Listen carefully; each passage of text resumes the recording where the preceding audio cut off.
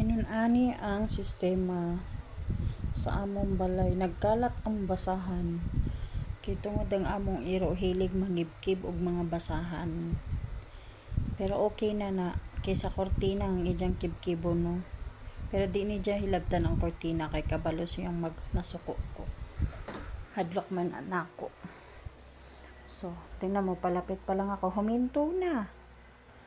Kasi alam niya, nasisitahin ko siya. So, yan ang nangyayari. Yung basahan dun sa pinto sa harap, kinuha niya. Tsaka yung basahan dun sa pinto sa likod.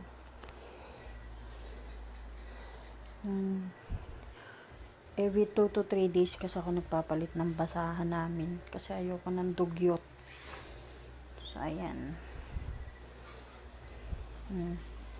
Ano, kinukuha niya. Kasi ibabalik ko na naman sa pinto to. Cute oh.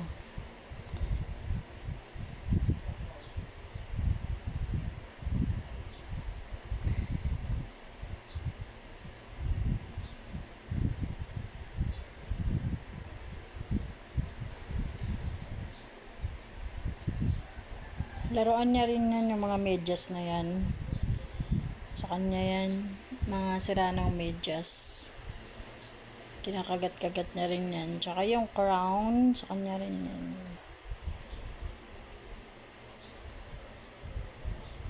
Yan lang yung ginagawa niya kasi nakakulong na siya dito sa bahay. Tsaka everyday ko siya pinapaliguan. Although bawal naman talagang paliguan yung aso everyday, pero syempre nasa loob siya ng bahay. Ayoko mga may aso yung bahay namin. So, everyday ko siyang nililigo.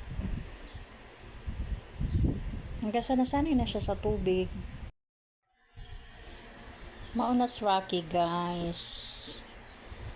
Yung spot na yan, sa kanya talaga yung pwesto na yan. Diyan nakatambak lahat ng laruan niya. Diyan sa basahan na yan.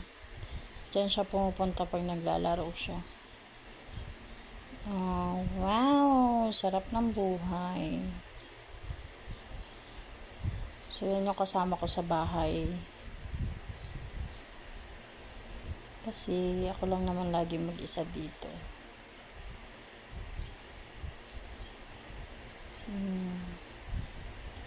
Yan, sobrang linis na ng bahay. As you can see, everyday ako naglilinis ng bahay namin.